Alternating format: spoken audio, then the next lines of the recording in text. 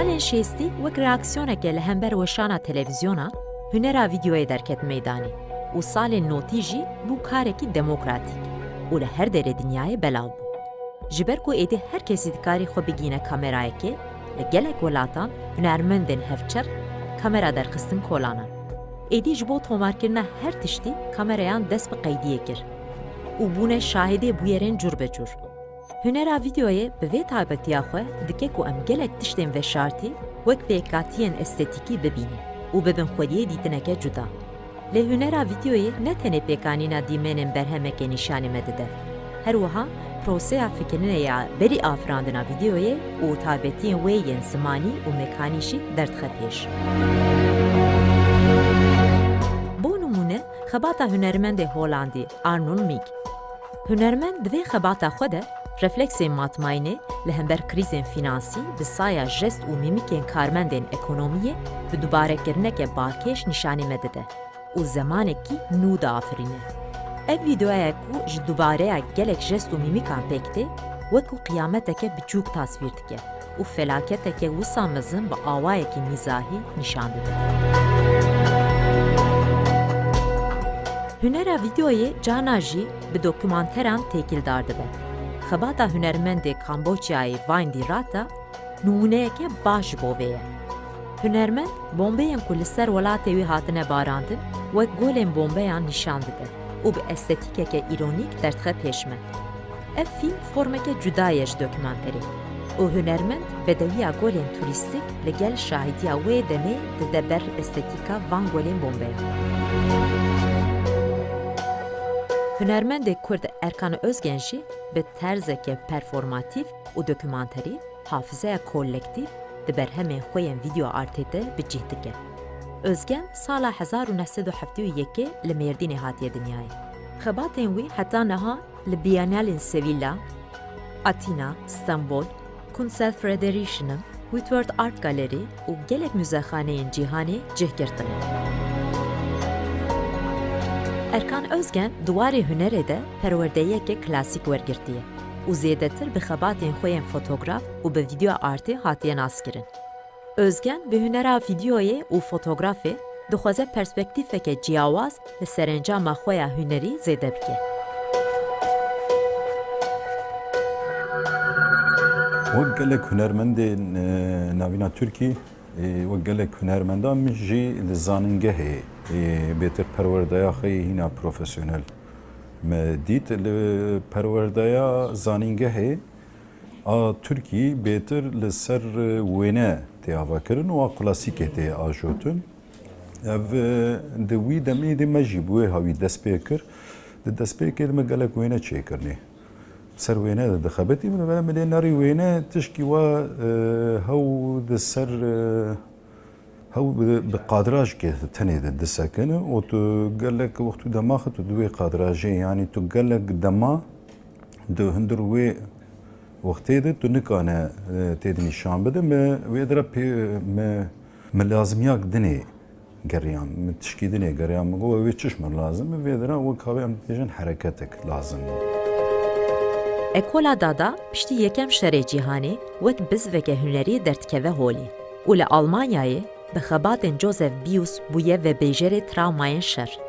Erkan Özgen jî piştî ku çav bi berhemên Beuys dikeve, serencama wî ya hunerî bi temamî diguhere. Teknîka video yani bala me kişan mesela me wê demê em ê performansa Joseph Beuys êtir bala me kişand yani Amerîka ji me hez dike Amerîka hez dikim di wa kar û xebatna de wextêk me ner û ser wana de me nîqaş dî mezin ki ne ew tenê gelek tiştê dinê yani mesela hereketa dadayê mesela me ser wêya de hereketa dadayê de me tedî ser wê sordun kir tu zane lêkolîn hat kirin derheqê wê de me gelek nav hevalê xwe nîqaşa wê ji kir çünkü ew jî pirsgirêka wê dira di wextê mere navaroka wê de nerî dada tu lê nare performanseke li dema şer de dema ew cengê de dem cenga a yekê min cîhanê de tu lê nare di hemberî vêya de nîşan daye bêtir hepkî li hev payek me wê dira dît yani çünkü jiyana me jî li Kurdistanê de em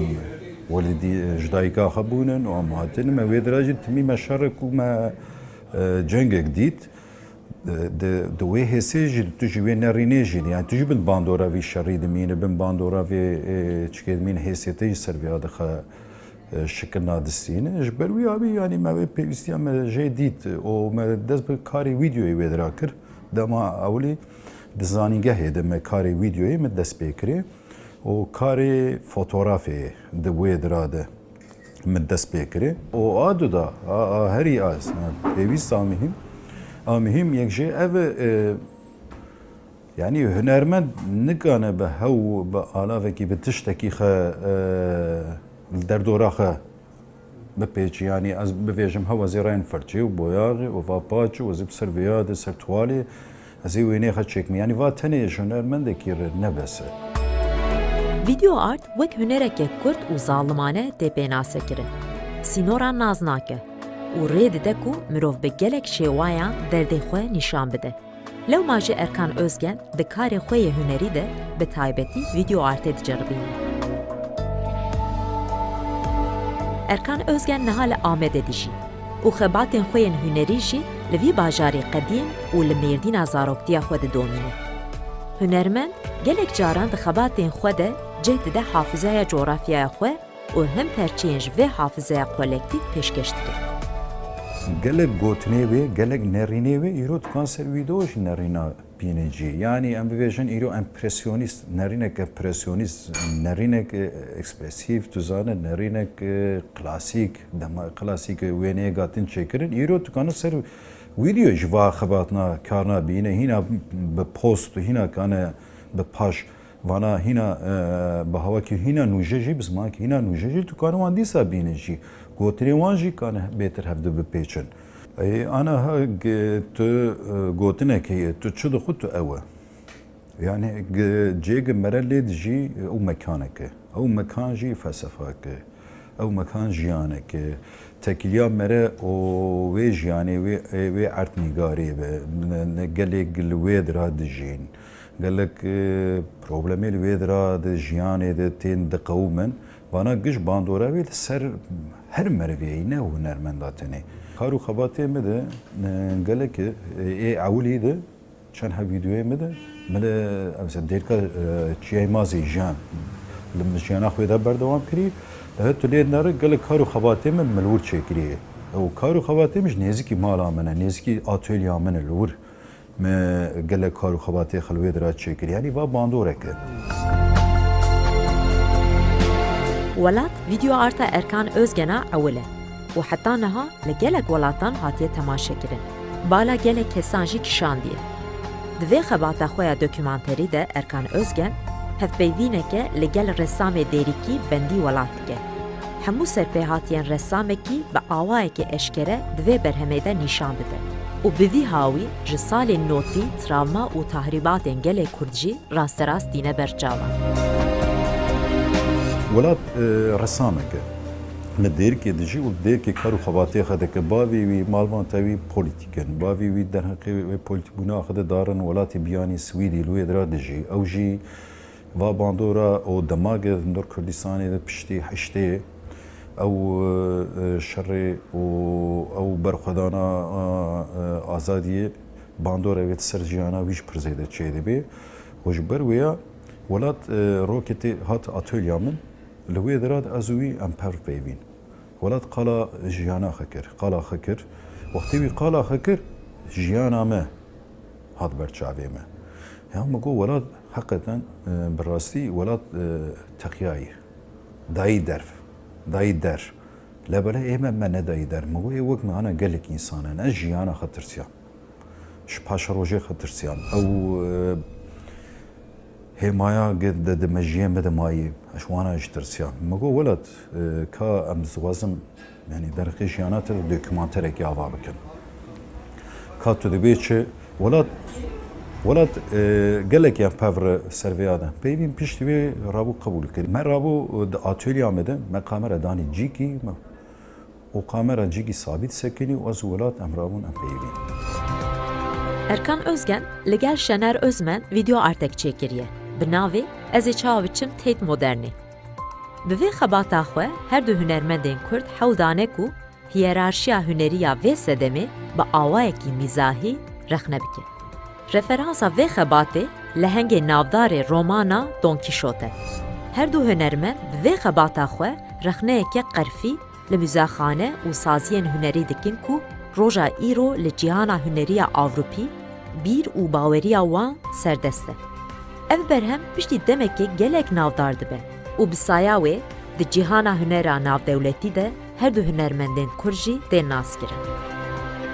Karê me rotu têt modern jî me li ew jî dêrkê. Me û kara jî me ava kir, ez û şener me tifaqî şener û zman ew jî hunermend. Me pevre me çûn wê dira me tifaqî me kar me ava kara me li wê dira çêkirî. Li dêrkê me çêkirî, çêkirina me vê dira jî bêtir ji me re ev hunera hevçar ji me re gelekî dûr yani tu divê dira de tê pêşve her pêşveçûna vî karû hunerî de ji me re oxtêk me re erdnîgara xwe diner û dema ku tu tê de tu dinere realîta her du hevdî zêde zev nake. Yani o rexnak bû ji bo hiyerarşiya hunerê. Rexnak bû ji bo nerîna spî, elîtîst. Bi vî avî teyit modern deriyê xwe tu carî ji dervî rojavayê xwe ha Ewropayê dervî wê zêde tu hunermenda cê xwe de tu kar û xebatê hunermenda di cema di cî nesendine hundir koleksiyonê wan de cî nesendî hundir teyit modernê cî nesendî rexnak bî ji wan re o me bi zimanekî hîna hîcîv me ew ava kir o zaman û me avakirina me hîna spontane bû yanî wextê ku wê dira em şener em çûn wek lîstikekê meşxer nav xwe jî dê tu zane yanî tişkî pir me wê hepkî ji wê jî berda wextê me va kara ava kir yani berî wê em rabin em vêjin em helam tekstalê kinên em ê çi bipêvin ev qodan na yani çünkü jiyana me bi xizatin hunerê. Erkan Özgen di xebatên xwe de gelek caran maskeyan bikartîne. Bi xebata xwe biret, ango nefes li ser xrecira bajarê xwe performanseke pêşkeş dike. Xebata wiya din Lost Body, ango bedena wenda li ser sembolê milîtarizmê ava bûye. Di vê berhema wî de nakokî û dilemmaya ruhê însanekî di navbera botên eskerî û topa futbolê de asê dimîne. Ana maske bêtir ew serçav girtin maske aslında deşifra gelek tiştî ye. Yani ne girtine vekirna gelek tiştî ye. Ez bi vî havî milên nerî ser vî havî yani me hepkî me de hundir fikrê xwe de min nîqaşa vê dikir. Di karê biret dora şeş deqûnî va berdewam dikire performansa mirovekî di hundir Diyarbekir di Amedê di nava birca de di kuçê teng de di wê dira de yek ji hundir mala xwe derdikeve o timî dimeşe demek qadraja videoyê zaten timî tê guherandin yani timî tê guherandin ev meriv di wê dira de me ev tişxwest yani ev merivê gintên temaşe dikin wextê pêşengeha de gelek jî nerînekî berî hazir û amade tên dibên ev çi ye ev kar dibê işte birete kî ye Erkan Özgen kî Kurdiş Amedê yan ji Mêrdînê ha tamam vê dira de vay terorîstekî vay wê anar xwe derkê biteqîne yani ez ser vê nerîna wan ez dixwazim hepkî nerîna wan jî ez bilîzim darin dibê ha wextî vê dira tişkî bike lebele lê ner yani mir başê tu tişkî bi xwe nateqîne zirarê na tu derê ne molotofkê da ne wa dike ne birahineka dide yani tu li wê dira tehînek tune lebele piştî wîdeoyê teqînekî dinê dibînin piştî wîdeoyê teqînekî dinê dibînin ev teqîna ev tiştê bajarek tu însanî tê nabîne va metaforna tukanî Lost Body jî bîne wîdeoya Lost Body tu lê nere ew jî dîsal wê dira jî kuçê tengin wa kuçena tu dinere tu ereve nikade wa kuçena de mere lê nere di wa kuça jî de tu lê nere hew du çîpin du çipa de tülê ner tu çipê civanekî ye û du çipa de tülê ner botin botê milîtarizmê ye eskerî ye û di nigê wan denin û tülê ner topeke û di wê topê gerîlîmek tê ava kirin. Yani vana giş gerilma rojhilatan avînin. Giş gerilma wê diranin û vana tên ava kirin. Li wê dira jî de veşartinekê ye. De şifrakî veşartinekê ye. Tu lê ner niga de tu ew bota tu nex niga tu de şifra tişkî tu niga bike. Vê de tu de şifre dikin. Ama tiştekî xuya nabe ew bedenê tê de hundir wê botê de hatî wenda kirin. Tu weciyekî nabîne. Sırf ser nigayê. O dare cîkî de ew jî diteqe. Erkan Özgen şuhe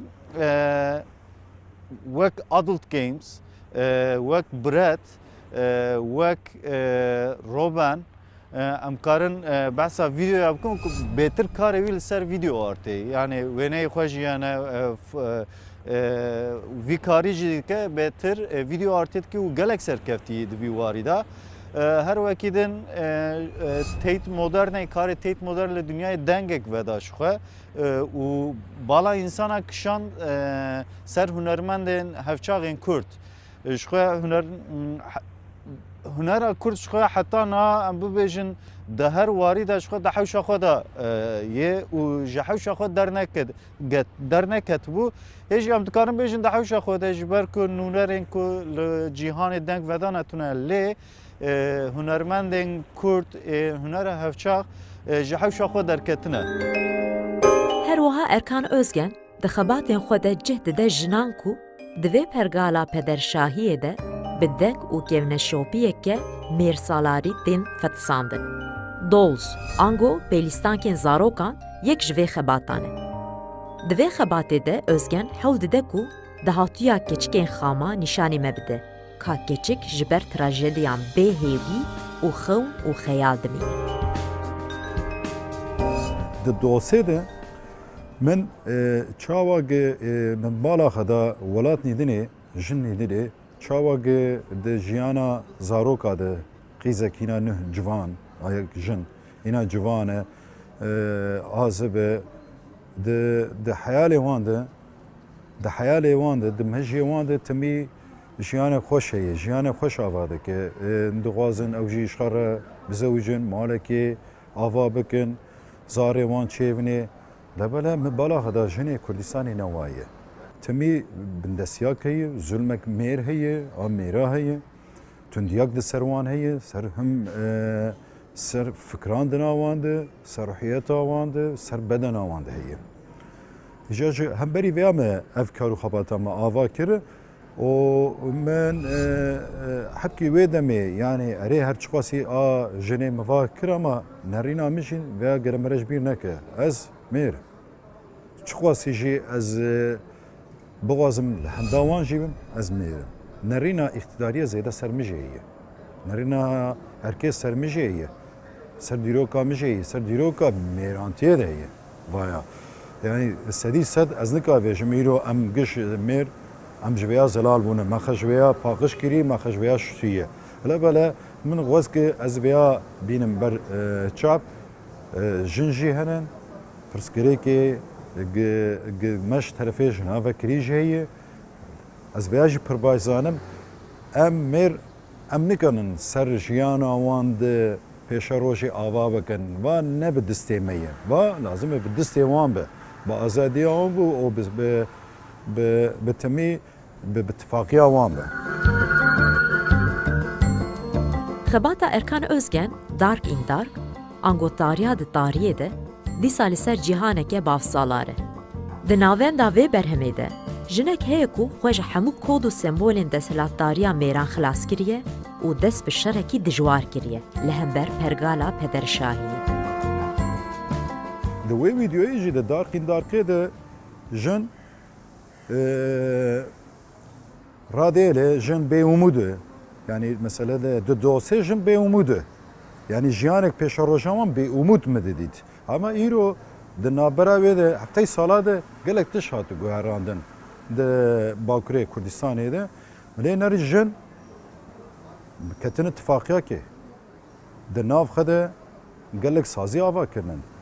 Gelekî pêş ve darin û tu lazimiyan ji mêra jî tunene. Gelekî xwe xur jî kirin, wê xurtaya xwe zaten li şîfre kirin, yani wêya derxistin olê. Di wî xebatî jî de ew jin jinê gitidî heya îro melê nerê herin xedadiliqînin, dixeniqînin, ew jina na ew nerîna me guherandin. Bi wê nerîna me ne rast e, ne rastiya wê îspat kirin. Darı çer dike, serî radike. Serî radike hemberî gişî iqtidara. İqtidara mêr jî, iqtidara ag dewleta jî, destê dewleta de, desthilatdariya hemberî vêya gişî serê xwe bilind dike. Alek wêya gidayî serê xwe û çarşefa gidayî serê xwe wêya bilind dike, wêya dike serildaniyak. Wêya davîje, wêya qebûl nake. Wêya çünkü wa girêdana iqtidarê ye. Xweş wê azad dike. Wê xebatê jî de mixwest ez vêya bêtir. Wê çelişkiya wêya tedî li hev rûnanê, wê hev rû nişandinê mixwest ez vêya ava kiremedim, wêya nîşandin.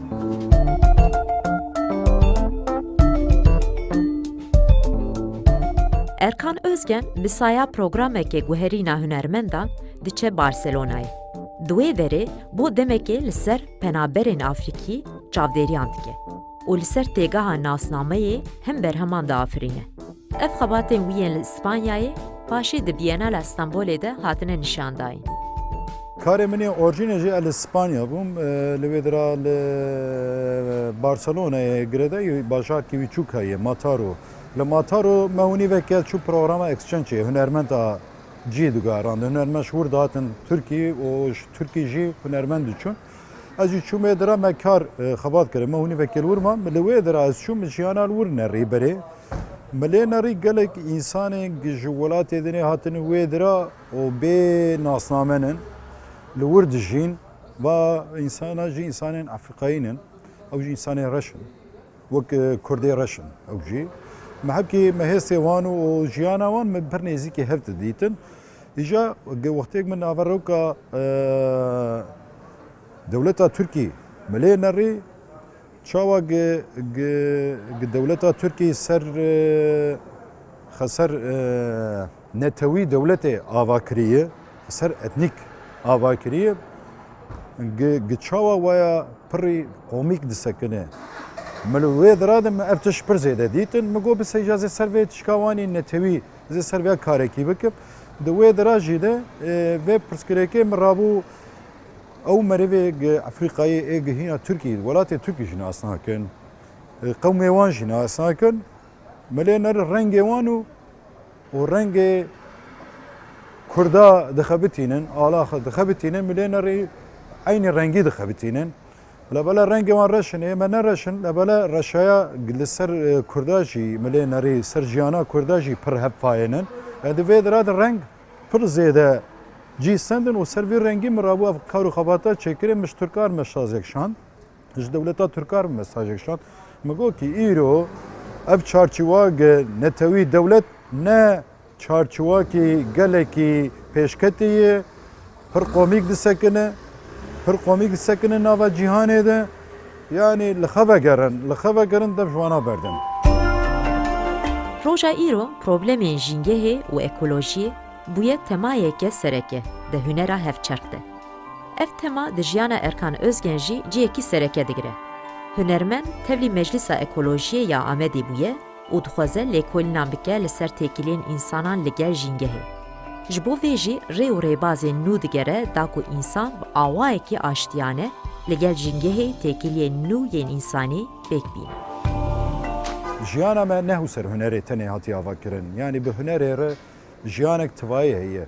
Ez îro di Amedê tevgera ekolojiyê ya Mezopotamyayê de aktivîstê wê dira me, endamê wê dira me, wir jî ez kar û xebata dimeşînim. Hunermendek çima di nav karê tevgera ekolojiyê de cî disîne. Ekolojî em vî tişî dibînin, yani em min ev tişa dît civak, însan, mirov giştik di nav xwezayê de dijî. Xweza em jî parekî xwezayê ne, xweza jî parekî me ye. Em ne dûrî hevin, em nav hev denin, Bela îro em lê nere xweza me jî gelekî ji me dûr hatine xistin. Weke çandiya me, weke jiyana me, weke hebûna me. Ji ber vî awî min nav vêya jî de me got lazim e hunermend îro gerek di avê jî de û çandiyê jî xwezayê jî xwedî derkeve û tifaqiya xwe bi vêya jî dîne û îro navbera xwezayê û mirovatiyê çawa şev dûr ketî gerek em vêya jî nêzîkî hev bikin. Di vê armanca de min nav vêya jî vê tevgerê jî min ciyê xesendî karî xebatê xeyî ekolojiyê jî ez vê dira didomîn.